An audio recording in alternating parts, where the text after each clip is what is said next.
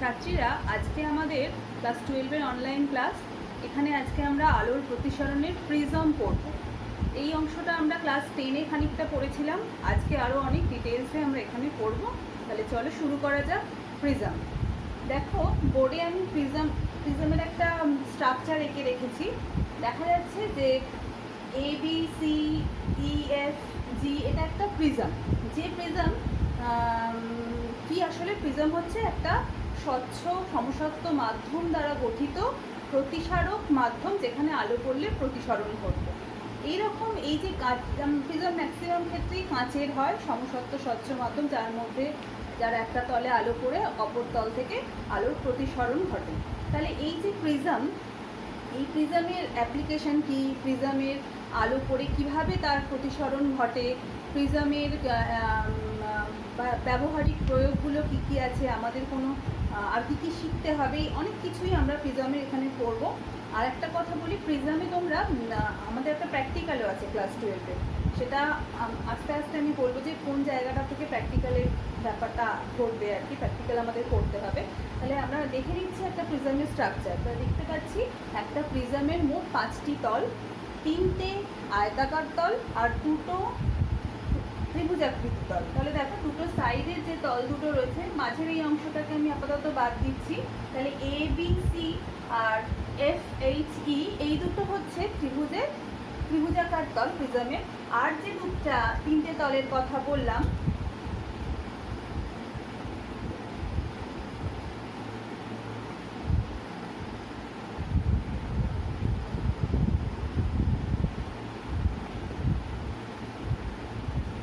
ত্রিভুজাকার দুটো তল, দুটো হচ্ছে ত্রিভুজাকার তল, আর বাকি 3টে হচ্ছে আয়তাকার তল,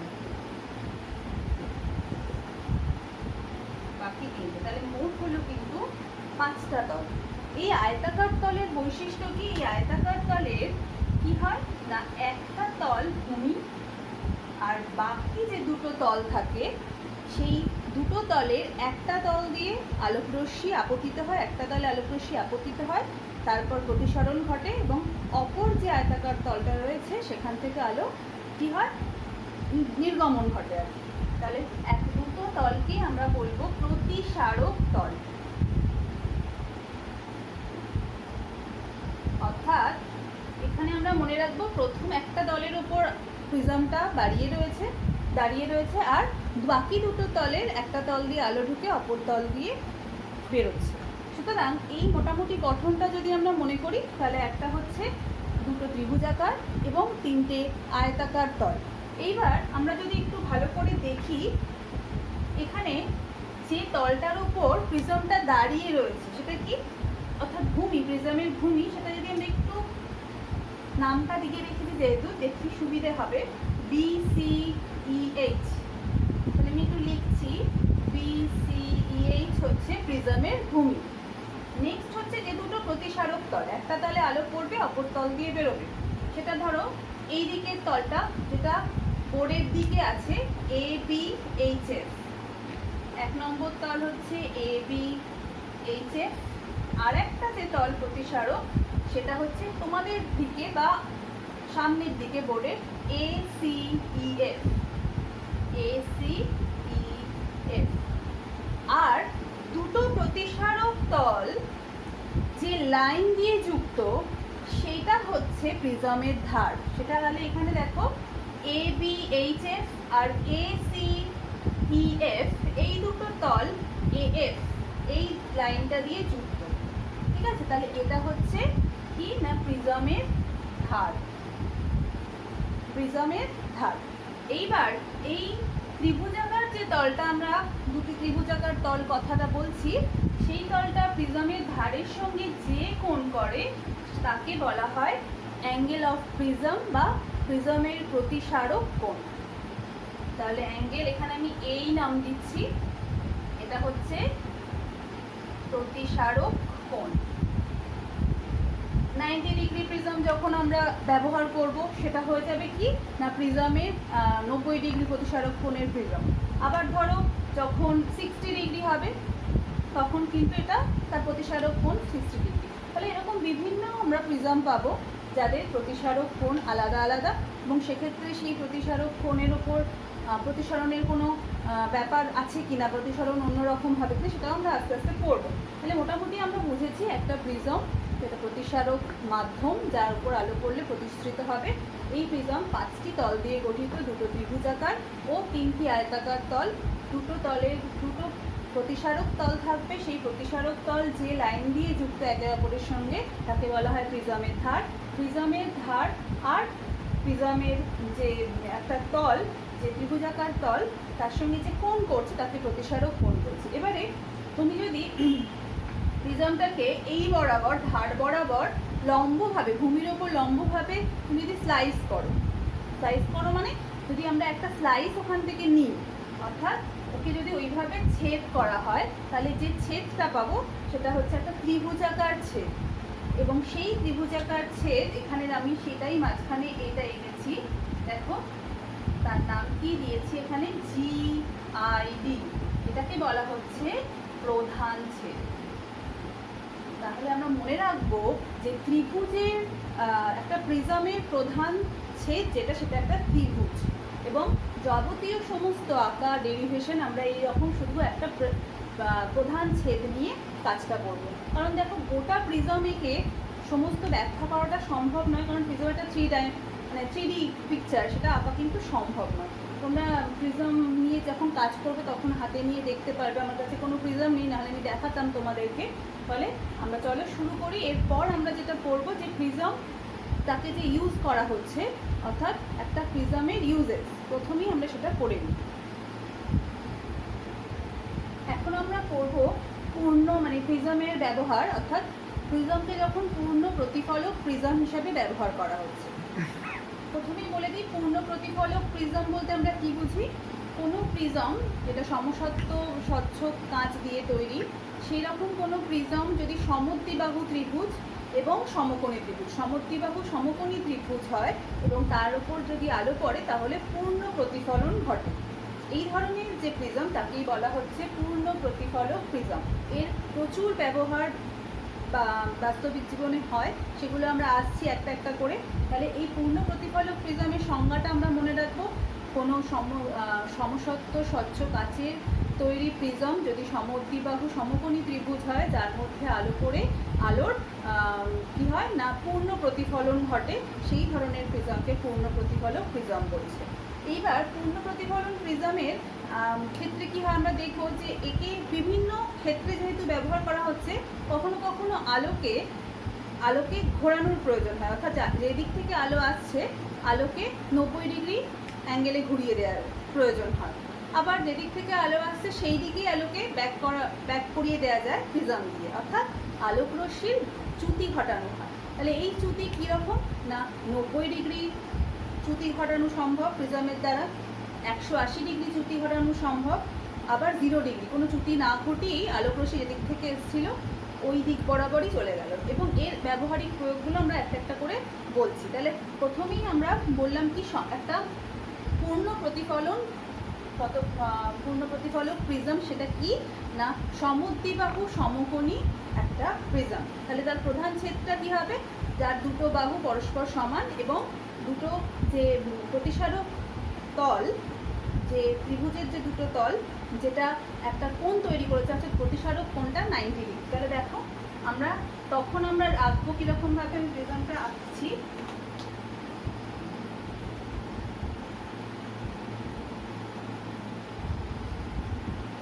এই দুটো বাহু পরস্পর সমান, প্রধান ছেদটা বারবার বলছি, সমস্ত আঁকা আমাদের প্রধান ছেদ নিয়ে করতে হবে।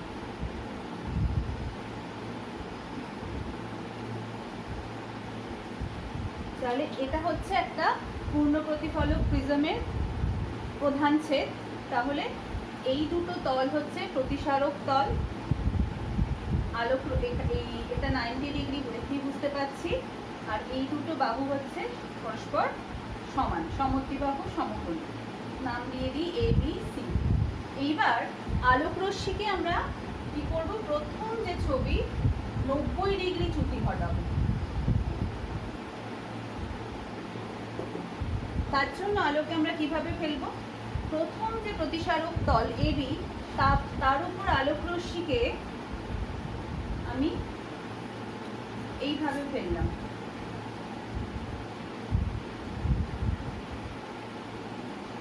তাহলে দেখো বোঝাই যাচ্ছে এই আপতনটা কিরকম আপতন, লম্ব আপতন।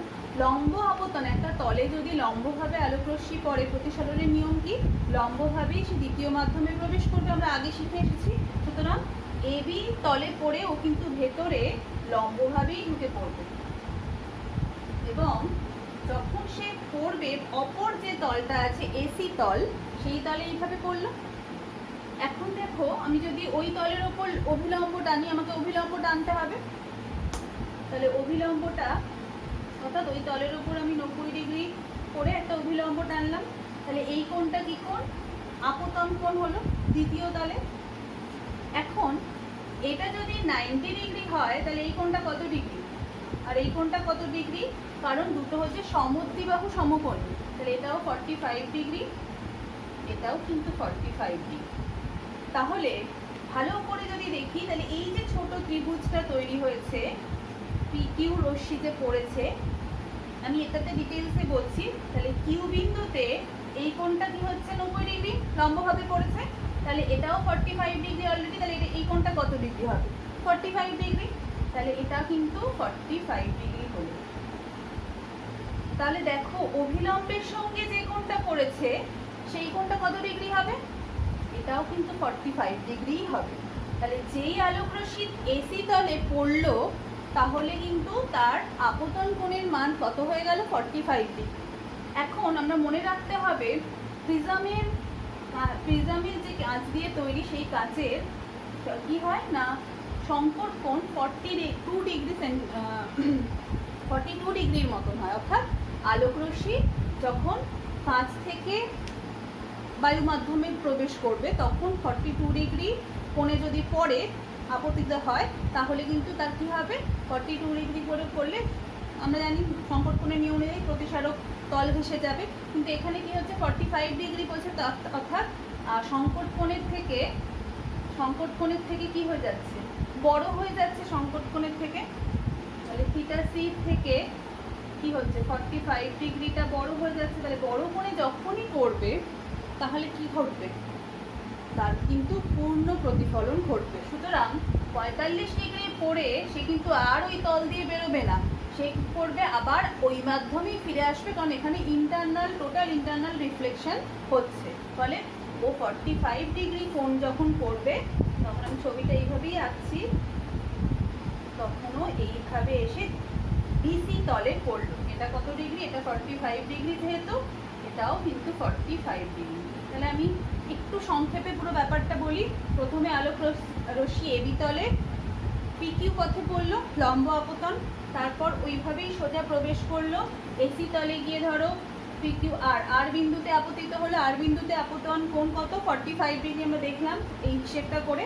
তাহলে 45 ডিগ্রি, কিন্তু যখন সে ওই মাধ্যমে প্রবেশ করবে অর্থাৎ আবার বায়ু মাধ্যমে ফিরে যাবে, যেহেতু ওটা সংকট কোণের থেকে বেশি কোণ, ফলে তাকে কিন্তু আর তেমনি প্রতিসরণ করবে না, পূর্ণ প্রতিফলন হয়ে সে আবার কিন্তু এই মাধ্যমেই ঢুকে গেল, এবং সেখানে 45 ডিগ্রি আপতন কোণ হলে প্রতিফলন কোণও 45 ডিগ্রি হলো।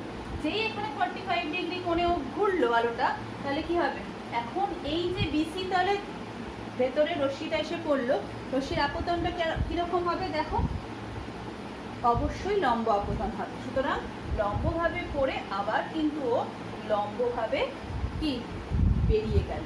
তাহলে দেখো তো আলোক রশ্মি যাচ্ছিল কোন দিকে, টি আর ওই পথে, আর আলোক রশ্মি বেরোলো কিভাবে, আর এস পথে। দুটো রশ্মির মধ্যে কোণ কত, 45 + 45, তাহলে ত্রুটি কোণ কত হয়ে যাবে, যেটাকে আমরা অ্যাঙ্গেল পি আর এস বলছি, সেটা হচ্ছে 45 + 45 অর্থাৎ 90 ডিগ্রি। তাহলে এই রকম ক্ষেত্রে অর্থাৎ কোনো রশ্মিকে আমাদের 90 ডিগ্রি যদি বাঁকানোর প্রয়োজন হয়, আমরা এরকম একটা পূর্ণ প্রতিফলক প্রিজম ব্যবহার করব, যার ব্যবহারে আমরা রশ্মিটাকে 90 ডিগ্রি বাঁকিয়ে দিতে পারি, ত্রুটি ঘটাতে পারি। বোঝা গেল? এর ব্যবহার প্রচুর ব্যবহার আছে বিভিন্ন ক্ষেত্রে, ক্যামেরায়, বিভিন্ন টেলিস্কোপে। আমরা একটু ডিটেলস এগুলো আলোকের যে যন্ত্র আছে, আলোক যন্ত্র বলে একটা চ্যাপ্টার আছে, সেখানে তোমরা আরও ডিটেলস এগুলো বুঝতে পারবে যে ব্যবহারটা কি, যন্ত্রের মধ্যে এই প্রিজমের ব্যবহার, লেন্সের ব্যবহার। ঠিক আছে, নেক্সট আমরা করবো যে যদি চ্যুতিকোণটা আমরা 180 ডিগ্রি করতে চাই তাহলে কীরকমভাবে আমরা প্রিজমটাকে রাখবো। তাহলে পরের অংশ। আচ্ছা, এবার আমরা যেটা করবো সেটা হচ্ছে আলোকরশ্মি পূর্ণ প্রতিফলক প্রিজমে পড়ে তার চ্যুতিকোণ কত হবে 180 ডিগ্রি। আগের বারে 90 ডিগ্রি হয়েছিল, এবারে 180 ডিগ্রি। তার জন্য আমরা প্রিজমকে ঠিক এইভাবে রেখেছি, কি না 90 ডিগ্রি যে কোণটা সেটা এরকমভাবে থাকবে, অর্থাৎ অতিভুজ যেটা সেটা কিন্তু এইভাবে সামনে থাকবে, অর্থাৎ বিসি তলটা তখন সামনে। তাহলে এইরকম ক্ষেত্রে আলোকরশ্মি যখন পড়ছে, ধরো এখানে এসে পড়লো আলোকরশ্মি,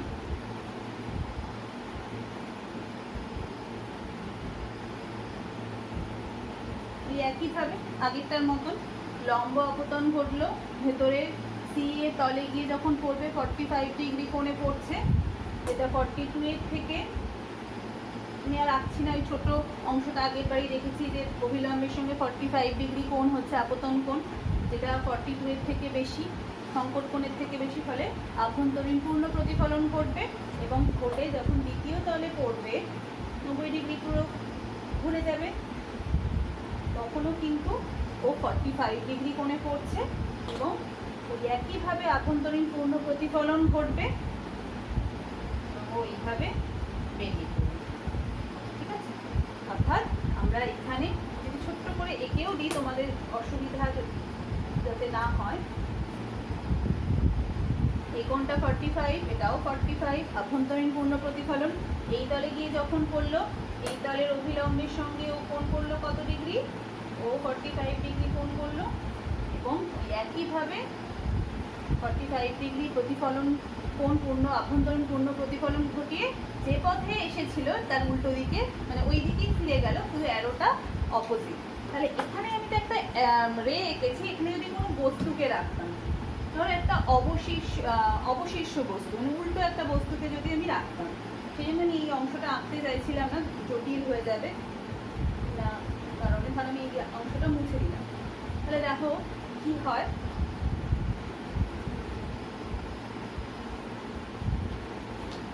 যখন আমরা একটা অবশিষ্ট বস্তুকে রাখছি, বস্তুটা কি এরকম উল্টো উল্টো একটা বস্তু, যার নাম ধরো দিলাম পি কিউ, মাথাটা নিচের দিকে পা ওপরের দিকে উল্টো করে রাখা আছে। তাহলে তার মধ্যে থেকে আলো বেরিয়ে কিউ যে বিন্দু থেকে আলো গিয়ে এইভাবে পড়ে এইভাবে বেরোলে, তাহলে এখানে আমরা কি পাবো, কিউ বিন্দুর প্রতিবিম্ব পাবো, তাতে কিউ ড্যাশ নাম দিচ্ছি। পি থেকে একইভাবে আলো বেরোবে লম্বভাবে, প্রথম তলে বিসি তলে লম্বভাবে পড়লো, লম্বভাবে পড়ে সি এর তলে গিয়ে 45 ডিগ্রি কোণে পড়লো, 45 ডিগ্রি কোণে পড়ে তার কি হলো, আভ্যন্তরীণ পূর্ণ প্রতিফলন ঘটলো।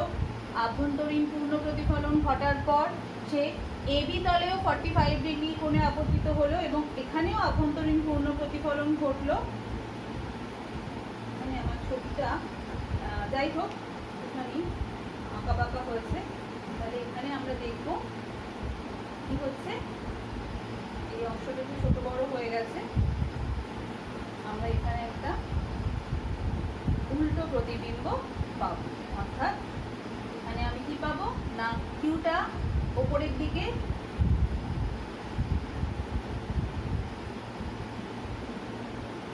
কিউটা কোথায় হয়েছিল, পিটা এদিকে, পি এইভাবে গিয়ে ওপরে তৈরি হলে পি ওপরে, কিউ ড্যাশ পি ড্যাশ।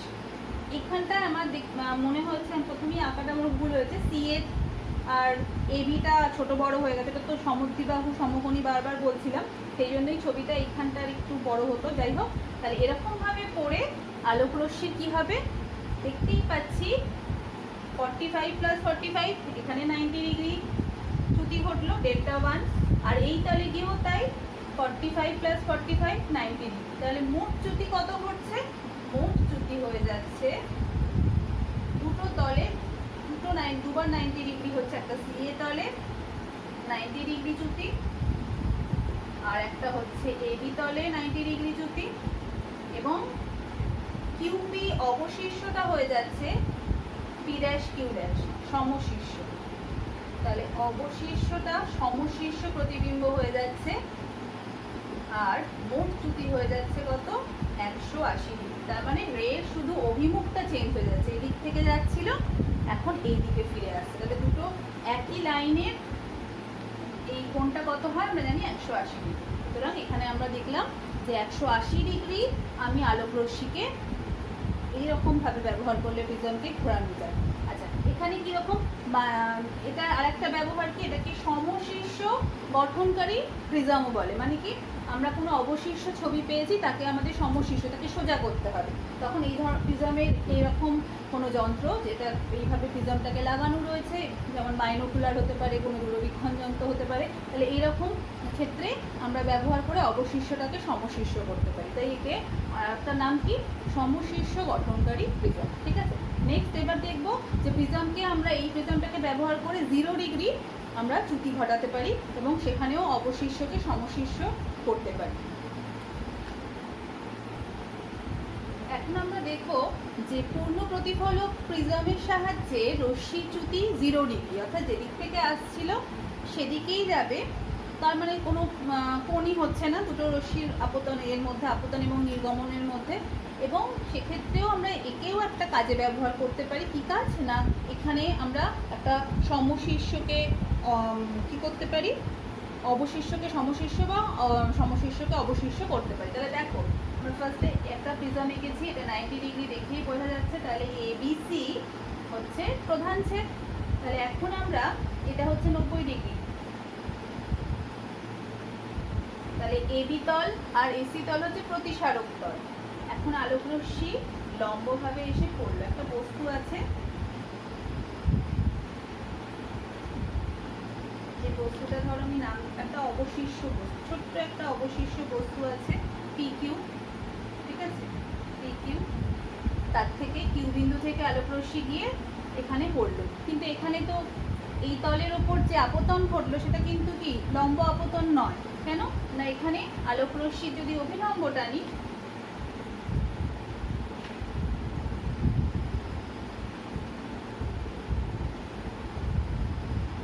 তাহলে দেখা যাচ্ছে অবিলম্বের সঙ্গে একটা কোণ পড়ে রয়েছে এবং এটা হচ্ছে ঘনমাধ্যম। তাহলে যখনই লঘু থেকে ঘনমাধ্যমে প্রবেশ করবে, তাহলে আলোক রশ্মি কীরকম ভাবে তার প্রতিসরণ হবে, সবসময় অবিলম্বের দিকে সরে যাবে। এটা আমরা ছোটবেলা থেকে শিখে এসেছি। সুতরাং ও অবিলম্বের দিকে যদি সরে যায় তাহলে ওর এইভাবে পড়বে।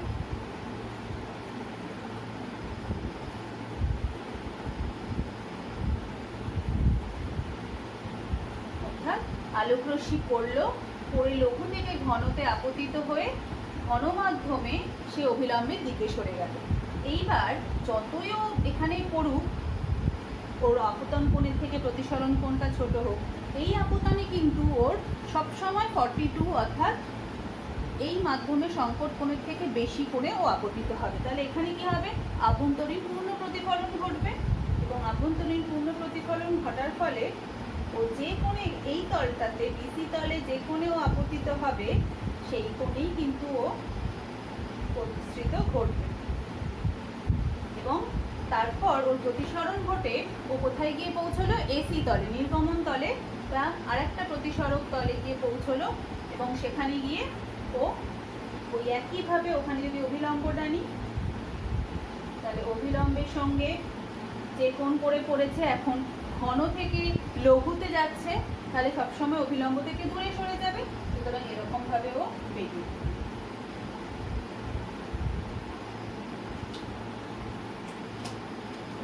বোঝা গেল। তাহলে দেখো, একটা হচ্ছে পিকিউ, একটা বস্তু রাখা আছে প্রিজমের এবি প্রতিসারক তলের সামনে। কিউ রশ্মি বিন্দু থেকে একটা রশ্মি গেছে, গিয়ে এবি তলে পড়েছে, পড়ে লঘু থেকে ঘনতে আসার সময় আপতন কোণের থেকে প্রতিসরণ কোণ ছোট হবে, ফলে অবিলম্বের দিকে সরে বিসি তলে পড়েছে। বিসি তলে যে কোণে সে আপতিত হয়েছে সেই কোণটা সংকট কোণের থেকে বড়, ফলে আভ্যন্তরীণ পূর্ণ প্রতিফলন ঘটবে। যে কোণে আপতিত হয়েছে সেই কোণেই সে যখন বেরোতে যাবে তখন এসি তলে আবার আপতন ঘটবে এবং এসি তলে ঘন থেকে লঘুতে সবসময় অভিলম্ব থেকে দূরে সরে যাবে। ফলে এইখানে যে বিন্দুটা আমরা পেলাম যে বস্তুটার কিউ বিন্দুর যে অংশটা পেলাম, তাহলে দেখো এটা হচ্ছে পি, কিউ ড্যাশ। ঠিক একইভাবে পি থেকে আপতিত হবে, একই যা যা বললাম সেই ঘটনাই ঘটবে। এইভাবে সে আঁকলো, একইভাবে তার আভ্যন্তরীণ পূর্ণ প্রতিফলন ঘটলো এবং সে যখন একদম নির্গমন তল এসি থেকে বেরোবে তখন এইভাবে বেরিয়ে যাবে। তাহলে এখানে তার গঠিত হলো কি না পি ড্যাশ। তাহলে এদেরকে যদি যুক্ত করে দিই, একটা অবশিষ্ট বস্তুর আমরা সমশীর্ষ প্রতিবিম্ব পেলাম। দুবার আমি কি ঘটালাম এখানে, কিন্তু কি হলো একটা দুটো তিনটে, এখানে তিনটে তলেই কিন্তু কি হলো প্রতিসরণ ঘটলো, দুটো তলে প্রতিসরণ ঘটলো। কোন কোন তলে? এবি তলে আর এসি তলে। আর আভ্যন্তরীণ পূর্ণ প্রতিফলন কোথায় ঘটলো? টোটাল ইন্টারনাল রিফ্লেকশন সেটা ঘটেছে বিসি তলে। আর দেখো আলোকরশ্মি পি কিউ, যে বস্তুটা আমরা যদি কিউপি লিখি, কিউপি অবশিষ্ট যে বস্তুটা ছিল তার কিন্তু আমরা সমশীর্ষ প্রতিবিম্ব পেলাম। এবং এখানে আলোকরশ্মি কোন দিক থেকে আসছিল? আমার লেফট থেকে রাইটে চলে গেল। তাহলে আলোকরশ্মি একটা সোজা পথই কিন্তু সে অনুসরণ করলো। তাহলে এখানে ত্রুটিকোণ কত হবে? 0 ডিগ্রি। ঠিক আছে, তাহলে আগের বারে আমরা 180 ডিগ্রি অ্যাঙ্গেলে ঘুরিয়ে আলোকরশ্মিকে আমরা অবশিষ্ট বস্তুর সমশীর্ষ প্রতিবিম্ব পেয়েছিলাম। এখানে কিন্তু আমরা রশ্মিটাকে কোনো রকম তার ত্রুটি ঘটলো না, তার ফলেও কিন্তু আমরা অনেক ক্ষেত্রে এরকম লাগে যে আলোকরশ্মিকে সোজাসুজি আমরা যদি বার করতে চাই, সেখানেও আমরা অবশিষ্টকে সমশীর্ষ প্রতিবিম্বে পরিণত করতে পারি এইভাবে একটা পূর্ণ প্রতিফলন প্রিজমকে ব্যবহার করে। তাহলে কি বোঝা গেল? আর লাস্ট একটা অ্যাপ্লিকেশন আছে, সেটা হচ্ছে পূর্ণ প্রতিফলন প্রিজমকে যদি কোনো পেরিস্কোপে যদি পেরিস্কোপটা কি, সরল পেরিস্কোপ আমরা সম্ভবত ক্লাস 8-এ তোমরা পড়েছ। সেখানে একটা দুটো সমতল দর্পণকে পেরিস্কোপের স্ট্রাকচারটা যদি মনে থাকে, অনেকেই মনে আছে, তাহলে দুটো কর্নারে কি থাকবে? দুটো সমতল দর্পণ পরস্পর প্যারালালি থাকবে, সমান্তরালভাবে থাকবে। এখানে কি থাকবে? দুটো পূর্ণ প্রতিফলক প্রিজম থাকবে, দুটো পূর্ণ প্রতিফলক প্রিজম থাকবে, যাদের এই অতিভুজগুলো, এই যে এই অতিভুজ যে অংশটা, সেটা পরস্পর সমান্তরাল থাকবে। এইবার এখানে আলোকরশ্মি পড়ে তাদের প্রতিফলন ঘটবে এবং এইভাবে আলোকরশ্মি এসে বেরিয়ে যাবে। তাহলে দেখো এই যে পূর্ণ প্রতিফলক প্রিজম, এখানে সমতল দর্পণ ব্যবহার না করে আমরা প্রিজম ব্যবহার করছি। তার ফলে সুবিধাটা কি হচ্ছে? যে বস্তুকে, যে অবস্টাকল রয়েছে, যে অবস্টাকলকে সরিয়ে, বাধাকে সরিয়ে আমরা বস্তুটাকে দেখতে চাইছি, সেখানে যেটা ঘটবে যখনই প্রিজম ব্যবহার করব, প্রিজমে যেহেতু টোটাল ইন্টারনাল রিফ্লেকশন ঘটবে, এখানে একদম আলোকরশ্মি ওই মাধ্যমেই ফিরে আবার ওই প্রিজমে পড়বে, বেরিয়ে যাবে। ফলে কি হবে? যে আলোর যে কোনো রকম বিক্ষেপিত হবে না, আলোকরশ্মি কোনো রকম স্ক্যাটারিং হবে না, বিক্ষেপিত হবে না, এবং প্রিজমে সমস্ত শক্তিটাই যেহেতু প্রতিবিম্ব তৈরি লেগে যাবে, ফলে যে প্রতিবিম্ব আমরা পাবো সেটা একদম কি হবে? অনেক উজ্জ্বল হবে, অনেক স্পষ্ট হবে। আর সমশীর্ষকে সমশীর্ষ আকারেই আমরা পাবো, ফলে আমাদের অনেক বেশি সুবিধে হবে অবজেক্টটাকে বুঝতে। কিন্তু যদি আমরা যে কোনো সমতল দর্পণ ব্যবহার করতাম, তাহলে সেখানে কি সমস্যা হতো? সমতল দর্পণের ক্ষেত্রে ওর যে পেছনের পাড়াটা থাকে, সেটা অনেক সময় প্রলেপটা সেটা অনেক সময় উঠে যায়, ফলে অস্পষ্ট প্রতিবিম্ব গঠিত হয়। আবার ধরো যদি একটু মোটা কাঁচ হয়ে যায়, দর্পণের কাঁচটা যদি একটু মোটা হয়, সেখানে একাধিক প্রতিবিম্ব তৈরি হওয়ার ফলে কি ঘটে? সেখানে কিন্তু অস্পষ্ট একটা হেজি ব্লান্ট একটা প্রতিবিম্ব গঠিত হয়। কিন্তু পূর্ণ প্রতিফলন প্রিজমে সমস্ত শক্তিটাই প্রতিবিম্ব গঠনে কাজে লাগে বলে সেখানে আমরা অনেক স্পষ্ট উজ্জ্বল প্রতিবিম্ব পাই। আর লাস্টলি বলতে চাই যে একটাই ড্রব্যাকস আছে এই পূর্ণ প্রতিফলক প্রিজম ব্যবহার করাতে পেরিস্কোপ, সেটা কি না, এরকম প্রিজম তৈরি করতে যে মেটেরিয়াল ব্যবহার করা হয়, সেটা যদি সমসত্ব কোনোভাবে না হয়, কোথাও সমসত্ব মানে তোমরা যেন সব জায়গায় তার ডেন্সিটি প্রায় সমান হবে, সংক্ষেপে বললাম, সমসত্ব যদি না হয় তাহলে কিন্তু প্রতিবিম্বটা অস্পষ্ট হবে। আর দ্বিতীয় হচ্ছে এই রকম প্রিজমের দাম তুলনামূলকভাবে দর্পণের থেকে অনেক বেশি, ফলে অনেক দাম বেশি হয়ে যাবে, ফলে সেটা ব্যবহার করা অসুবিধাজনক। ঠিক আছে, তাহলে এগুলোই হচ্ছে একটা প্রিজমের ব্যবহারিক দিক। বাইনোকুলার, অণুবীক্ষণ যন্ত্র, দূরবীন, এই ধরনের জায়গায় আমরা এরকম প্রিজম ব্যবহার করে থাকি। তার সঙ্গে লেন্সের বিভিন্ন কম্বিনেশন থাকে, যাতে প্রতিবিম্বটা যেটা পেলাম সেটাকে আমরা অনেক বিবর্ধিত, ম্যাগনিফাই করে অনেক স্পষ্ট বড় প্রতিবিম্ব আমাদের চোখের সামনে আসতে পারে। তাই প্রিজম, লেন্স দুটো ব্যবহার করে বিভিন্ন আলোকীয় যন্ত্র গঠিত হয়। ঠিক আছে, এরপর আমরা চলে যাব প্রিজমের পরবর্তী অংশে। এখন আমরা পড়ব প্রিজমের মধ্যে দিয়ে যখন আলো যাবে বা আলোর প্রতিসরণ ঘটবে, তখন আলোকরশ্মি কিভাবে বাঁকবে বা আলোকরশ্মির চ্যুতিকোণের মান কত হবে তার ডেরিভেশনটা আমরা আজকে দেখব। আচ্ছা দেখো, আমি এবিসি একটা প্রিজমের ছেদ নিয়েছি, যেটা একটা ত্রিভুজাকার। তাহলে আলোকরশ্মি প্রথমেই যেটা হবে যে এবি তলে এসে আপতিত হচ্ছে, তাহলে এবি তলে এসে আপতিত হবে।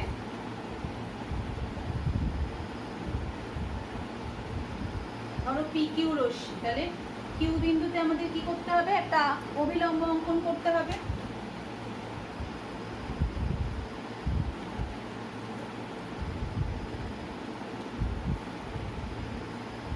ধরা যাক এটা হচ্ছে এন এন এন ড্যাশ নাম দিই যদি, এটার অভিলম্ব। এখন আপতন কোণ আমরা দেখতে পাচ্ছি এইটা, এর নাম দিলাম I1। তাহলে পি কিউ রশ্মি এবি প্রতিসারক তলে I1 কোণে আপতিত হলো। লৌহ থেকে ঘন মাধ্যম, প্রতিসারক মাধ্যম, অর্থাৎ প্রিজম যে মেটেরিয়াল দিয়ে তৈরি সেটা অবশ্যই বায়ু মাধ্যমের থেকে বেশি মাধ্যম, মানে বেশি ঘন, অপটিক্যালি ডেন্স হবে, এবং সেখানে ও কী হবে, অভিলম্বের দিকে সরবে। তাহলে করা যাক এইভাবে ও, বা যাওয়ার কথা কোন দিকে ছিল, পি কিউ রশ্মি যাওয়ার কথা ছিল এই পথে যদি প্রিজমটা না থাকতো, কিন্তু সে অভিলম্বের দিকে বেঁকে যাচ্ছে বলে সেইভাবে বাঁকলো, বেঁকে এখনো 2 নম্বর যে প্রতিসারক তল এসি তলে গিয়ে পড়ল। তাহলে অভিলম্বের সঙ্গে ভেতরের রশ্মিটা ধরা যাক R1 প্রতিসরণ কোণ করল, সুতরাং I1 কোণে পড়ে R1 কোণে প্রতিসৃত হল, পড়ে সে এই তলে এসে কিউ, ধরো আর নাম দিলাম কিউ আর, আর কোণে সে পড়ল।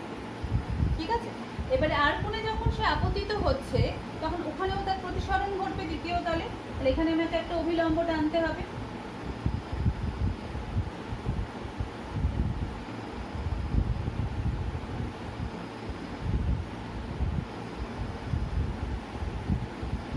তাহলে ধরো এই অভিলম্ব দুটো এখানে ছেদ করেছে এন ড্যাশে, আর এটার নাম দিলাম ধরো এম।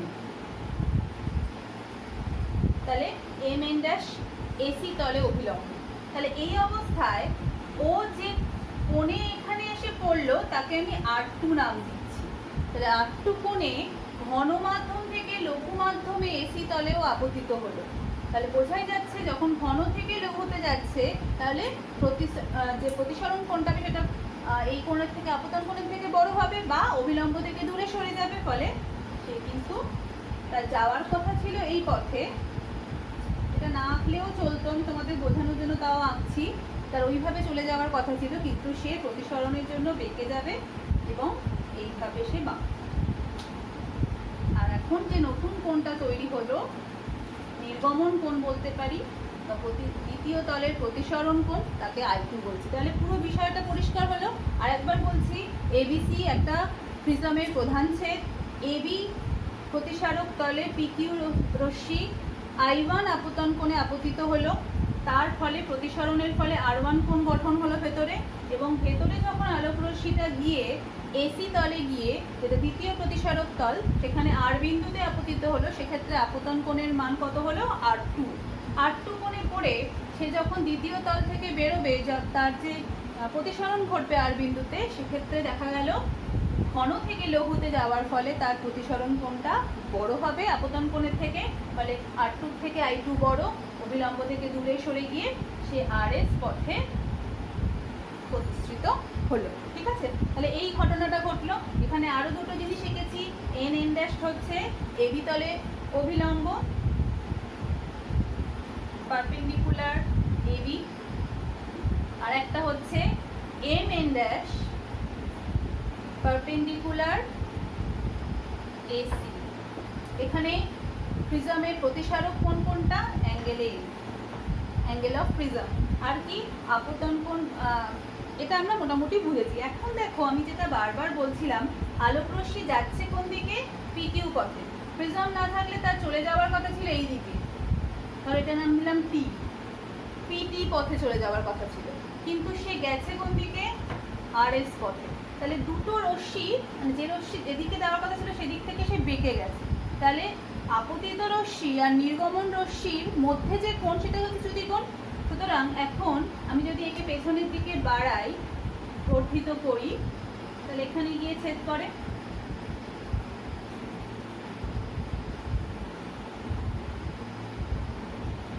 এই রশ্মিটাকে, নির্গমন রশ্মি আর এস কে যদি বৃদ্ধি করি, তাহলে এই কোণটা হচ্ছে কি কোণ? ডেল্টা কোণ। ডেল্টা কোণকে কি বলছি? চ্যুতিকোণ। তাহলে এই ডেল্টা কোণের রাশিমালা আমাদের নির্ণয় করতে হবে এইভাবে, প্রতিসরণের ক্ষেত্রে চ্যুতিকোণের রাশিমালা কত। ঠিক আছে, তাহলে বোঝা যাচ্ছে। এখন তাহলে আমরা এই রাশিমালাটা নির্ণয় করতে গেলে আমাদের প্রথমেই দেখতে হবে এই যে কিউ বিন্দুতে কি হয়েছে? আলোক রশ্মির প্রতিসরণ ঘটেছে। তাহলে স্নেলের সূত্র অনুযায়ী কিউ বিন্দুতে আমরা কি লিখতে পারি?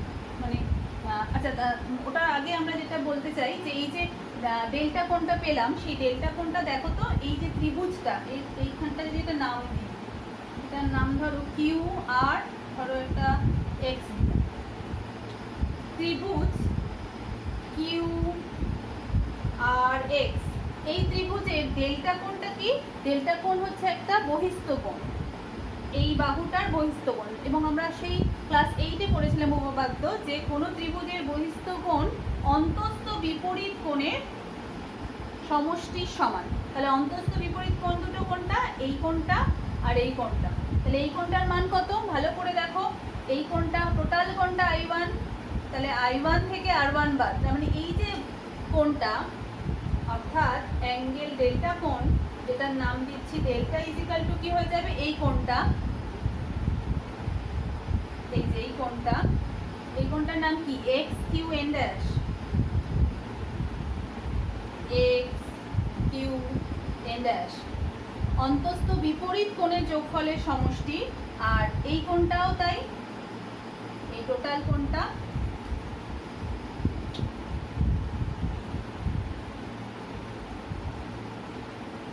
অন্তস্থ বিপরীত কোণ। আমি তোমাদের পুরো ডিটেলস এই যে কোণটা আমি দেখিয়ে দিচ্ছি, অর্থাৎ x Q R, x Q R.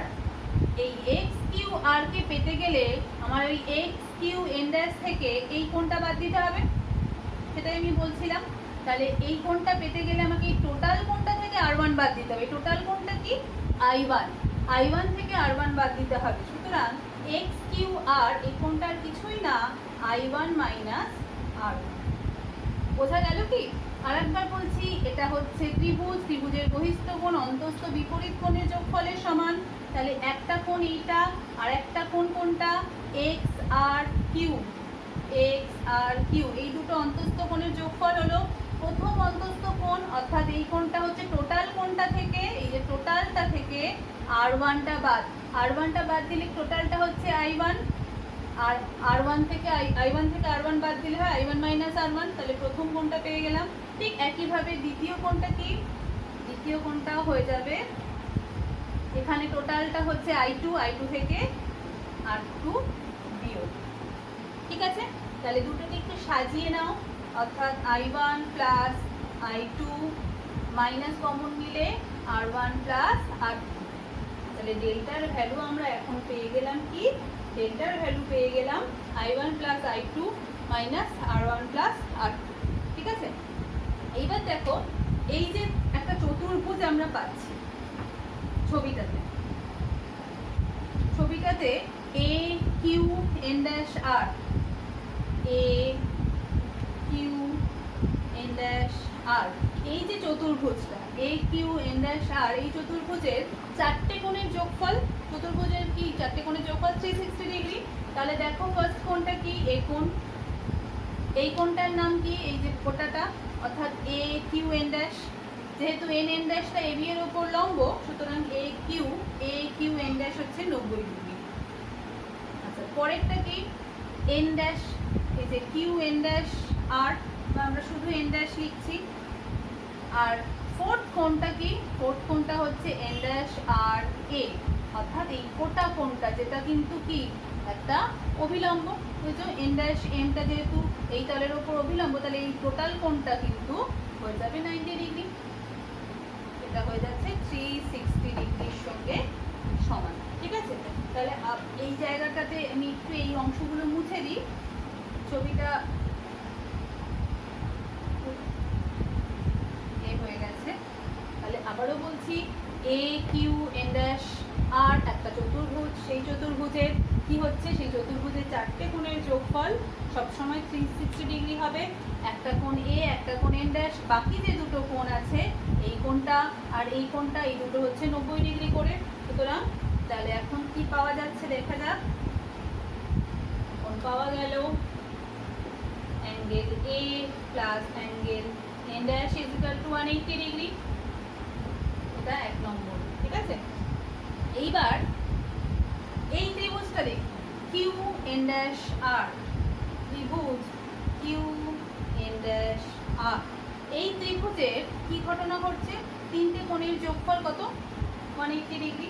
তাহলে অ্যাঙ্গেল আর ওয়ান প্লাস অ্যাঙ্গেল আর টু প্লাস এন ড্যাশ, এই তিনটে কোণের সমষ্টি 180 ডিগ্রি। তাহলে এটাকে আমি 2 নম্বর নাম দিলাম।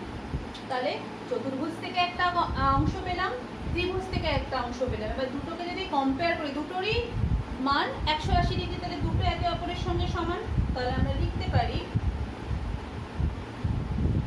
Angle A plus angle N dash, এটাও 180 degree, is equal to R one plus R two plus N dash. তাহলে দেখো তো, দুদিক থেকে এন ড্যাশটা ক্যান্সেল হয়ে গেল।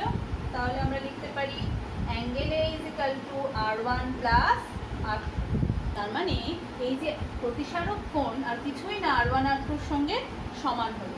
তাহলে আমাদের যে মূল ইকুয়েশন ছিল, ডেল্টার যে ইকুয়েশন আমরা লিখেছিলাম, সেটা কি ছিল? Delta is equal two I1 plus I2 minus R1 plus R2 ছিল। তাহলে R1 প্লাস R2 সমান সমান কি পেয়ে গেলাম? আমি একটা লিখি, R1 প্লাস R2 ছিল। তাহলে পরের লাইনে আমরা লিখতে পারি delta is equal two I1 plus I2 minus A। তাহলে বোঝাই যাচ্ছে কি? বোঝাই যাচ্ছে যে কোনো প্রিজমে যখন একটা প্রতিসারক তলে আলোকরশ্মি পড়বে, আলোকরশ্মি পড়ে যখন অপর তল থেকে নির্গমন ঘটবে, তার সে যখন বাইরে বেরোবে, তখন তার আপতিত রশ্মি আর নির্গমন রশ্মির মধ্যে যে চ্যুতিকোণ, সেই চ্যুতিকোণটা I1 plus I2 minus A, এই ভ্যালুটার ওপর নির্ভরশীল। এবারে কী কী তাহলে দেখতে পাচ্ছি?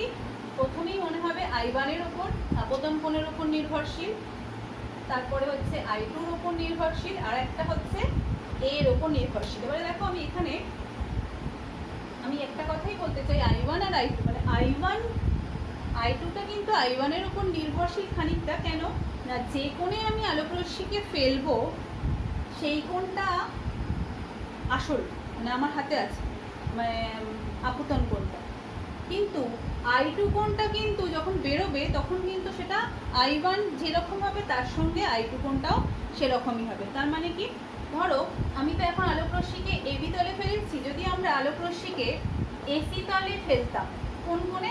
I2 কোণে ফেলতাম, তাহলে আলোর যে রিভার্সিবল থিওরেম অর্থাৎ প্রত্যাবর্তন নীতি, সেই নীতি অনুযায়ী কিন্তু সে কি হতো, সে এইভাবে ওই একই পথে এসে I1 কোণ তৈরি করে সে কিন্তু ওই তল থেকে বেরোতো। তার মানে আমি I1 কোণে ফেললেও তার চ্যুতি ডেল্টা হতো, I2 কোণে ফেললেও তার কিন্তু ওই একই পথ অনুসরণ করাতে তার চ্যুতিকোণ ডেল্টা হতো। তার মানে I1 কোণের জন্য চ্যুতিকোণের মান যা, I2 আপতন কোণ যদি হতো তাহলে তার চ্যুতিকোণের মান সেম হতো। ফলে I1 যে কোণে ফেলবো অপর কোণটা অটোমেটিক্যালি তার সঙ্গে তৈরি হয়ে যাবে।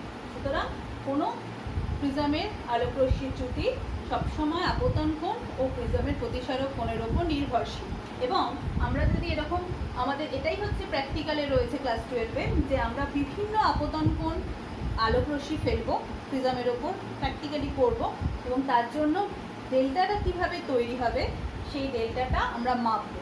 এবং অনেকগুলো ধরো 6-7টা আমরা করি এবং সেই ডাটাগুলো নিয়ে অর্থাৎ বিভিন্ন আইয়ের জন্য ডেল্টাগুলো আমরা ধরো 1 2 3 4 5 6 করে মাপলাম, ছবিগুলো তো এঁকে মাপলাম এবং তার জন্য আমরা যদি একটা গ্রাফ আঁকি, সেই গ্রাফটা কীরকম হয় লেখচিত্রটা, আইকন বিভিন্ন আইকনের জন্য ডেল্টা কোণগুলো যদি আমরা প্লট করি তাহলে আমরা একটা লেখচিত্র পাই, যে লেখচিত্রটা খানিকটা এইরকম দেখতে হয়। অর্থাৎ প্রথমে কমতে থাকে তারপর বাড়তে থাকে। এবং ওরালে প্র্যাকটিক্যালের ওরালে ক্লাস 12-এর সেখানে কিন্তু আমাদের প্রশ্ন আসে যে আচ্ছা আই ডেল্টা কার্ভের বৈশিষ্ট্যগুলো কি কি বৈশিষ্ট্য আমরা পাই। তাহলে গ্রাফের নেচারটা এরকম হয়, খানিকটা দেখতেই পাচ্ছি বেশ উল্টানো মানে অবতল একটা তল টাইপের অধিবৃত্তাকার। তো সেখানে দেখো প্রথম যেটা আমরা দেখতে পাচ্ছি 0 ডিগ্রি থেকে যখন বাড়বে আপতন কোণ কিন্তু যখন 0 ডিগ্রি থেকে প্রথম যে বৈশিষ্ট্যের কথাটা আমরা বলবো,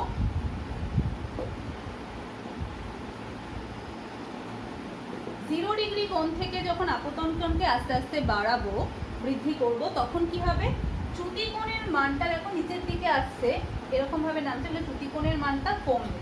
তাহলে প্রথমে আই যখন বাড়বে 0 ডিগ্রি থেকে বাড়বে তখন ডেল্টা কি হবে, কমবে। হলো এইভাবে 2 নম্বর হচ্ছে এইভাবে কমতে কমতে একটা পয়েন্ট আসবে যেখানে সব থেকে কম হবে, মিনিমাম ন্যূনতম, মানে ওই ধরো ওই পার্টিকুলার জায়গায় আমি একটা আপতন কোণ পাচ্ছি, এটাকে আমি I0 নাম দিচ্ছি, যেখানে আমরা ডেল্টা কোণটা কি পাবো, ডেল্টাটা সব থেকে কম, ডেল্টা মিনিমাম। তাহলে I0-র জন্য আমি সব থেকে কম চ্যুতি কোণ পাবো, মিনিমাম পাবো, তাকে আমি ডেল্টা এম দিচ্ছি। সুতরাং কমতে কমতে কমতে কমতে একটা নির্দিষ্ট I0 কোণের জন্য আমি ডেল্টা এম মিনিমাম ডেভিয়েশন পাবো। 3 নম্বর কি, এরপর ওই I0 থেকে যত আমি বাড়াবো বৃদ্ধি করব কোণ, আপতনকে আমরা বাড়িয়ে যাচ্ছি আপতন কোণকে, কিন্তু একবার ডেল্টা কমলো, এরপর যেটা হবে দেখতেই পাচ্ছি গ্রাফের নেচার বৈশিষ্ট্য, ডেল্টা কিন্তু ধীরে ধীরে বাড়ছে। সুতরাং ডেল্টা কিন্তু তখন বাড়বে, ডেল্টা কোণের মান বোঝা গেল।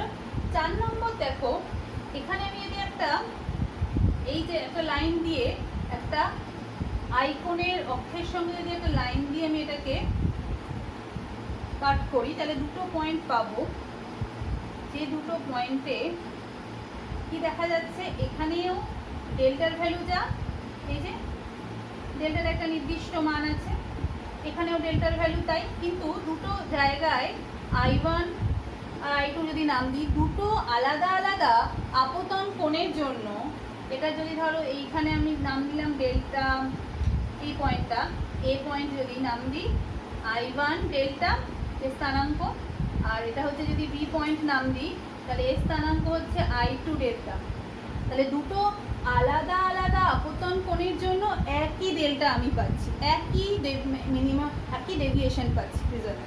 এটা একটা বড় বৈশিষ্ট্য যে গ্রাফের নেচারটা এমনই হয় যে দুটো আলাদা আলাদা আপতন কোণের জন্য দুটো আমি একই মান পাই, ডেল্টার ভ্যালু একই পাই। ধরো ডেল্টা 40 ডিগ্রি, তাহলে 40 ডিগ্রি ডেল্টা পেতে গেলে হয়তো প্রথমের দিকে আমার কি হলো, প্রথমের দিকে আমি 25 ডিগ্রিতে পেলাম, আপতন কোণ 25 ডিগ্রির জন্য পেলাম, আবার পরে হয়তো 55 ডিগ্রিতে গিয়ে আমি 40 ডিগ্রি পেলাম। তাহলে দুটো আলাদা আলাদা আপতন কোণের জন্য আমি একই ডেল্টা পাচ্ছি, ঠিক আছে। তাহলে এইটাই হচ্ছে ব্যাপার, যে এই বৈশিষ্ট্যগুলো আমরা খুব ভালো করে মনে রাখবো, এগুলো আমাদের পরীক্ষার জন্য ভীষণ ইম্পর্টেন্ট।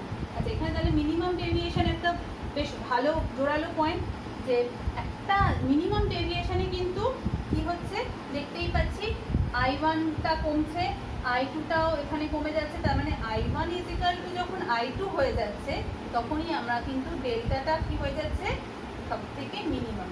তার মানে আর আলাদা আমি ওই একমাত্র পয়েন্ট গ্রাফের ডেল্টা এম, যেখানে আমি কোনো দুটো আলাদা আলাদা, কিন্তু সব জায়গায় আমি আলাদা আলাদা দুটো কোণ পাচ্ছি আপতন কোণ, কিন্তু একমাত্র ডেল্টা এম এর পজিশনে আমি একটাই আপতন কোণ পাচ্ছি। তার মানে সবসময় একটা নির্দিষ্ট প্রিজমের জন্য একটাই নির্দিষ্ট আপতন কোণের জন্য আমি সবসময় একটাই মিনিমাম ডেভিয়েশন পাবো, ঠিক আছে।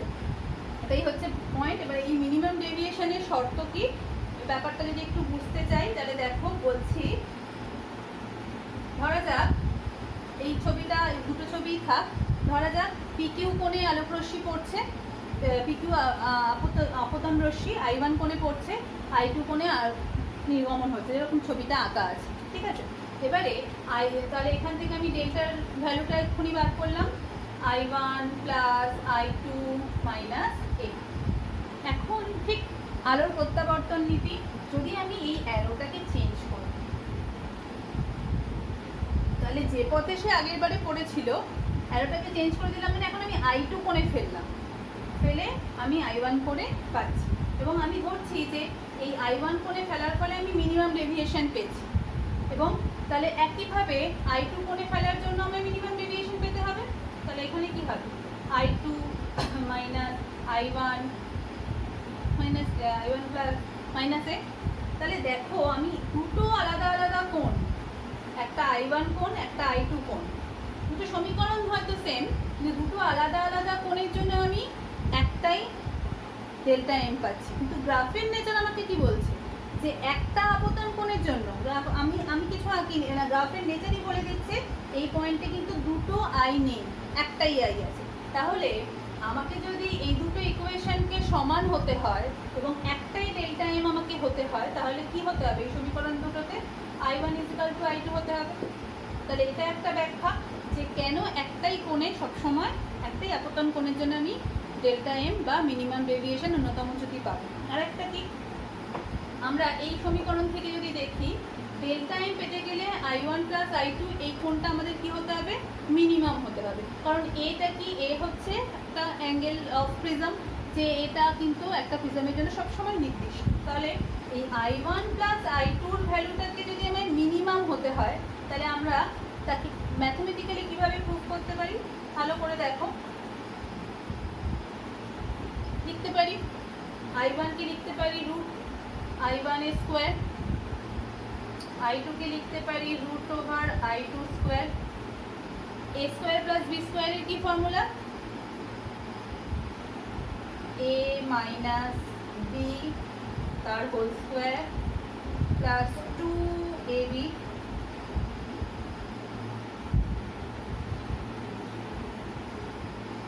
হলো, A মাইনাস B এর হোল স্কোয়ার প্লাস 2AB। এইবার এই জায়গাটা বাদ দিলে, তাহলে যদি আমাকে এই অংশটাকে যদি আমায় মিনিমাম হতে হয়, ডেল্টা এম যদি মিনিমাম হতে হয়, তাহলে অবশ্যই রুট I1 মাইনাস রুট I2-র হোল স্কোয়ারকে মিনিমাম হতে হবে। এবারে এর মিনিমাম ভ্যালুটা কি, এর মিনিমাম ভ্যালু হচ্ছে টেন্ডিং টু 0। তাহলে যখনই রুট I1 মাইনাস রুট I2-কে 0 হলো মিনিমাম হওয়ার জন্য, তাহলে কি লিখতে পারি আমরা, তাহলে আমরা লিখতে পারি যে root I1 is equal to root I2। সুতরাং I1 ইজ ইকাল টু হয়ে যাবে I2। বোঝা গেল তো? এইবার এটা তাহলে একটা শর্ত, তার মানে যে কোণে আপতিত হতে হবে মিনিমাম ডেল্টা এম পেতে গেলে, যে কোণে আপতিত হতে হবে সেই একই কোণে কিন্তু কি হতে হবে, তাকে প্রিজমের অপর তল থেকে বেরোতে হবে। তাহলে আই কোণ, আপতন কোণ আর নির্গমন কোণকে সমান হতে হবে। আর কি হতে হবে মিনিমাম ডেভিয়েশনের ক্ষেত্রে, তাহলে আমরা পেয়ে গেলাম I1 I2 সমান, আমরা কি জানি মিউ, স্নেলের সূত্র, মিউ সমান সমান sign I1 by sine R1। এই বিন্দুতে, কিউ বিন্দুতে sign I1 by sine R1 হলো। আবার এই বিন্দুতে অর্থাৎ আর বিন্দুতে যদি মিউ লিখি, সেখানেও তাই, sign I2 by sine R2।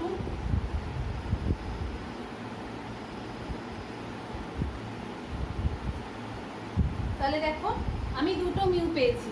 Q বিন্দুতে লঘু থেকে ঘনতে যাচ্ছে, অর্থাৎ বায়ু মাধ্যম সাপেক্ষে প্রিজমের মাধ্যমের প্রতিসরাঙ্ক মিউকে আমি স্নেলের সূত্র থেকে লিখতে পারি sine I by sine R। ঠিক একইভাবে আমাদের এইখান থেকে এদিকে আলোক রশ্মি বেরোচ্ছে, তাহলে আমি উল্টে যদি দিই, অর্থাৎ মিউ যদি লিখি, মিউ হচ্ছে লঘু থেকে লঘু মাধ্যম সাপেক্ষে ঘন মাধ্যমের প্রতিসরাঙ্ক, তাহলে sign I2 by sine R2 হলো এই বিন্দুতে। তাহলে এখন যেহেতু দুক্ষেত্রে এই দুটো কি হওয়া উচিত, সমান, দুটোই আমরা লিখতে পারি sine I1 by sine R1, sine I2 by sine R2। I1 I2 যদি সমান হয়ে যায়, এখানে আমরা মিনিমাম ডেভিয়েশনের কথা বলছি, তাহলে কি হওয়া উচিত? I1 = I2 যেহেতু, সুতরাং R1 = কি হয়ে যাবে? এই সমীকরণ থেকে এই দুটো সমান হলে R1 = R2 হয়ে যাবে। তাহলে একটা শর্ত মিনিমাম ডেভিয়েশন পাওয়ার, যখন আপতন কোণ আর নির্গমন কোণ পরস্পর সমান হলে ভেতরে গঠিত যে প্রতিসরণ কোণ দুটো, সেই দুটো কি হবে? পরস্পর সমান হবে। এবং এখানে একটা খুব ভালো প্রশ্ন হয় যে আচ্ছা দেখো তো, যখন মিনিমাম ডেভিয়েশন ঘটবে, মিনিমাম ডেভিয়েশন যখন হচ্ছে তখন তো I1 = I2 হচ্ছে, তাহলে এই মিনিমাম ডেভিয়েশনে আলোকরশ্মির গতিপথটা কীরকম ব্যাখ্যা করো, বা তার কিছু পয়েন্টস বলো। আচ্ছা আমি বলছি যে যখন আলোকরশ্মি পড়ে তার ন্যূনতম চ্যুতি কোণে সে বেরোবে, তখন আলোকরশ্মির গতিপথ, প্রিজমের ভেতর আলোকরশ্মির গতিপথটা কেমন হবে, তার বৈশিষ্ট্য কীরূপ হবে। তাহলে এখান থেকে আমাদের লেখা আছে যে অবশ্যই আপতন কোণ আর নির্গমন কোণ সমান হবে ভেতরের R1 R2 সমান হলে। এবার ভালো করে যদি দেখো, ভালো করে যদি আমরা এই জায়গাটাতে দেখি,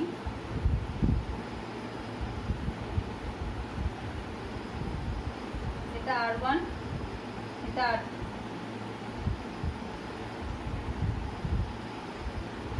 এই যে কিউ বিন্দুতে I1 আর R1, আর বিন্দুতে R2 I2, I1 I2 সমান, এখানে আমি সব লিখে দিচ্ছি।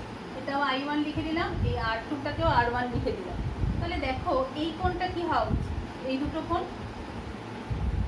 কোণ যদি পরস্পর সমান হয়, তাহলে এই দুটো কোণ কি হওয়া উচিত? পরস্পর সমান। কেন?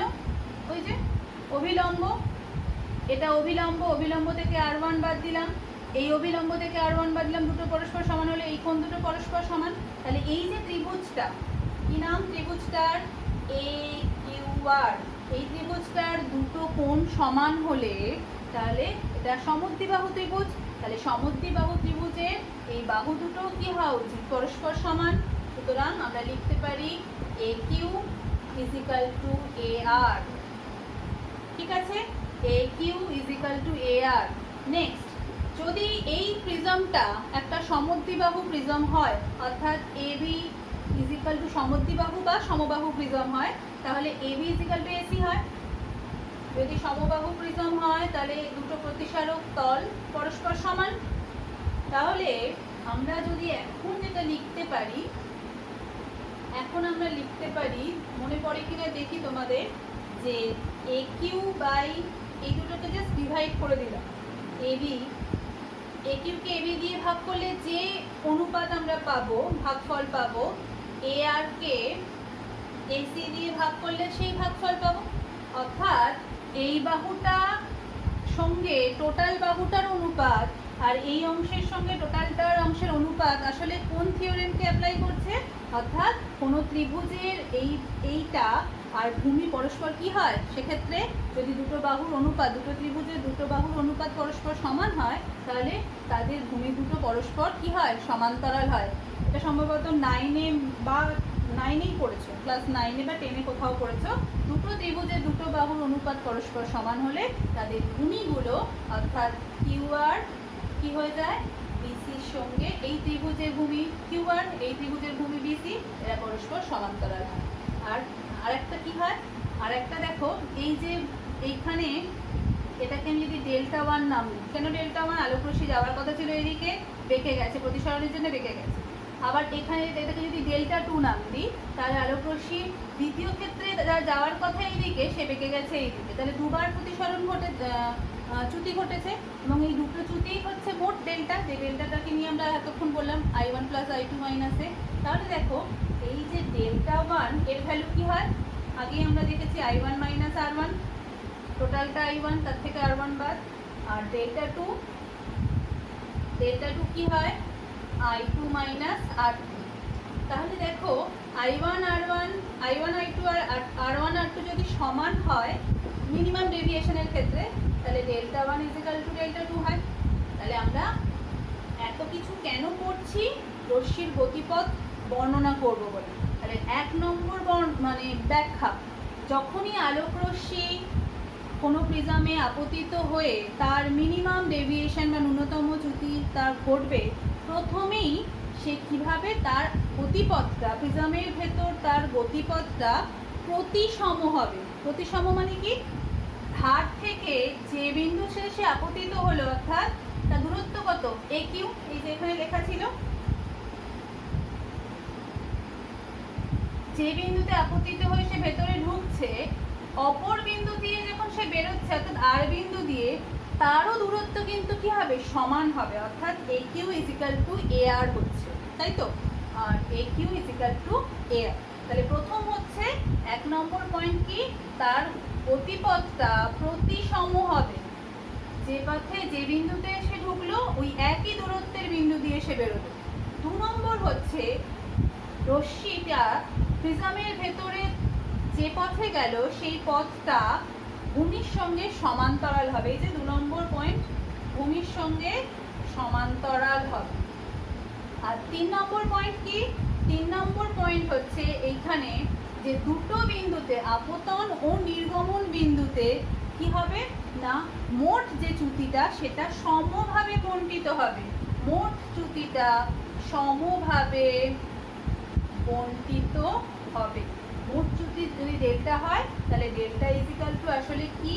ডেল্টা ইজিক্যাল টু হয়ে যাচ্ছে delta 1 plus delta 2, R delta 1 is equal to delta 2 যেহেতু হচ্ছে, তাহলে আর1 কিউ বিন্দুতে যতটুকু ডেল্টা হবে আর বিন্দুতেও সমান ডেল্টা হবে। তাহলে এই তিনটেই হচ্ছে মিনিমাম ডেভিয়েশনের জন্য বৈশিষ্ট্য আলোক রশ্মির গতিপথ। একটা প্রতিসম হবে, একটা ভূমির সঙ্গে সমান্তরাল হবে, আর একটা হচ্ছে সমভাবে বণ্টিত হবে। ঠিক আছে, লাস্ট একটু অংশ বাকি আছে, আমরা চলে যাচ্ছি, তাহলে আমাদের ক্লাসটা শেষ হবে। এখন আমরা দেখব যে মিনিমাম ডেভিয়েশন অর্থাৎ ন্যূনতম চ্যুতিকোণ ডেল্টা এম আর প্রিজম যে মিডিয়াম দিয়ে তৈরি তার প্রতিসরাঙ্কের মধ্যে সম্পর্ক কী। এই সম্পর্কটা থেকে আমাদের প্রচুর অঙ্ক আসে, এটা প্রমাণ করতে দেয় পরীক্ষায়। 2018তেও এসেছিল, 18 বা 17 এরকম কোনো সালে এসেছিল আমার মনে নেই। তাহলে এই জায়গাটা আমাদের ভালো করে তৈরি করতে হবে। তাহলে আমরা জানি কি, ডেল্টা সমান সমান I1 প্লাস I2 মাইনাস এ। যখনই ন্যূনতম চ্যুতিকোণ হচ্ছে তার শর্ত আমরা পেয়ে গেছি, I1 equal to I2, R1 equal to R, এই শর্তটা আমরা পেয়েছি। তাহলে যখনই ডেল্টাটা ডেল্টা এম এ কনভার্ট হচ্ছে, তাহলে I1 I2 যেহেতু সমান হচ্ছে, তাহলে আমরা এটাকে লিখতে পারি 2I1 মাইনাস এ, বা এখানে লেখা যায় ডেল্টা এম প্লাস এ ইজিক্যাল টু 2I1, বা আমরা এখান থেকে I1 এর ভ্যালুটা লিখতে পারি কি না, delta M plus A by 2। ঠিক আছে, ঠিক একইভাবে মনে করে দেখো, যখন আমরা এই প্রমাণটা করছিলাম, তখন আমরা একটা জায়গায় একটা ত্রিভুজে 3টে কোণের যোগফল 180 ডিগ্রি, এই অঙ্কটাতে আমরা দেখেছিলাম R1 plus R2 is equal two প্রতিসারক কোণ। তাহলে R1 আর R2 সমান, এই যে ন্যূনতম চ্যুতির ক্ষেত্রে। তাহলে আমরা লিখতে পারি 2R1 ইজিক্যাল টু এ, তাই তো? R1 R2 সমান, তাহলে R1কে R2কে R1 লিখলে তাহলে 2R1 হয়। তাহলে R1 সমান সমান পেয়ে গেলাম a বাই 2। তাহলে I1 এর মান পেয়েছি, R1 এর মান পেয়েছি। তাহলে এখন আমাদের মিউ আনতে গেলে স্নেলের সূত্র, মিউ সমান সমান আমরা জানি sign I1 by sine R1। তাহলে মানটা বসিয়ে দিই, সাইন I1 এর মান কত হবে দেখো, sine delta M plus A by 2 divided by sine A by 2, কারণ সাইন R1 এর মান হচ্ছে এ বাই 2। তাহলে এটাই হয়ে যাচ্ছে কোনো প্রিজম যে মাধ্যম, যে মিডিয়াম দিয়ে তৈরি, তার প্রতিসারাঙ্কের সঙ্গে আমরা কি পেলাম, ডেল্টা এম বা ন্যূনতম চ্যুতিকোণের সম্পর্ক। অর্থাৎ আমরা মনে রাখবো যে ন্যূনতম চ্যুতিকোণ sine delta M plus A by 2 by sine A by 2 এর সঙ্গে সমান। তাহলে এই প্রমাণটা আসে আর এখানে একটা ছোট্ট জিনিস আমি একটু বলতে চাই, অনেক লেন্দি হয়ে যাচ্ছে আমি জানি ভিডিওটা।